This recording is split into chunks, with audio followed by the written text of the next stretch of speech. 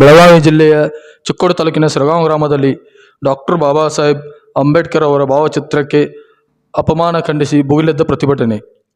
April 14 doctor B R. Ambedkar ಅವರ ಜಯಂತಿ ನಿಮಿತ್ತ ಹಾಕಿದ್ದ ಫ್ಲೆಕ್ಸ್ ಬ್ಯಾನರ್ನಲ್ಲಿದ್ದ ಬಾಬಾ ಸಾಹೇಬರ ಭಾವಚಿತ್ರ ಹರದ ಕಾರಣ ಸಿರಗಾಂವ ಗ್ರಾಮದಲ್ಲಿ ದಲಿತರು ಟೈರ್ಗೆ ಬೆಂಕಿ ಹಚ್ಚಿ ಆರೋಪಿಗಳನ್ನು ಬಂಧಿಸಿ ಕಠಿಣ ಕಾನೂನು ಕ್ರಮ ಕೈಗೊಳ್ಳಬೇಕೆಂದು ವಿವಿಧ ಘೋಷಣೆಗಳನ್ನು ಕೂಗುತ್ತಾ ರಸ್ತೆ ತಡೆದು ಉಗ್ರವಾದ ಹೋರಾಟವನ್ನು ಮಾಡುತ್ತಿದ್ದಾರೆ.